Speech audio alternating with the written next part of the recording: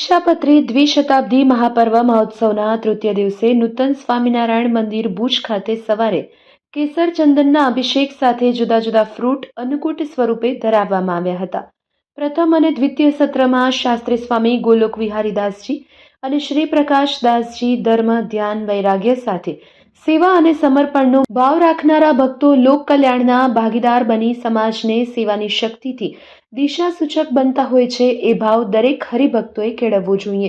આજરોજ સુવર્ણ અને રજત શિક્ષાપત્રીના પૂજન સાથે ડ્રાયફ્રૂટ, મોતી, કેસર, ચંદન અને પંચામૃતથી અભિષેક ભુજ મંદિરના મહંત સ્વામી ધર્મનંદનદાસજી, ઉપમહંત સ્વામી ભગવતજીવનદાસજી, કોઠારી પાર્ષદ જાદવજી ભગવત, વરિષ્ઠ સંતોમાં જગત પાવનદાસજી, શ્રી હરિદાસજી, રામસ્વરૂપદાસજી, દેવકૃષ્ણદાસજી, બાલકૃષ્ણદાસજી, કાર્યવાહક કોઠારી દેવપ્રકાશદાસજી વગેરે સંતો સાથે મુખ્ય યજમાન રામજીભાઈ દેવજી વેકરિયા સમગ્ર પરિવાર, ઉત્સવના યજમાનો પૈકી વિશ્રામભાઈ લાલજી પિંડોરિયા, નારાયણભાઈ મંજી કેરાઈ, કાંતિભાઈ કેરાઈ, પ્રેમજી કેશરા રાગવાણી, રવજીભાઈ પ્રેમજીભાઈ રાગવાણી પરિવાર, દેવેન્દ્ર કુંવરજી ગોરસિયા, મંદિરના મુખ્ય કોઠારી મૂળજીભાઈ શિયાણી, ઉપકોઠારી જાદવજી ગોરસિયા સહિત વિવિધ સેવાના યજમાન પરિવારજનોએ લાભ લીધો હતો.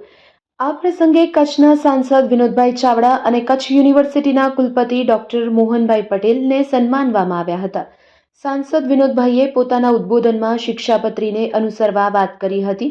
જુદા જુદા વ્યવસાય સાથે સંકળાયેલા હરિભક્તો પણ ઉપસ્થિત રહ્યા હતા.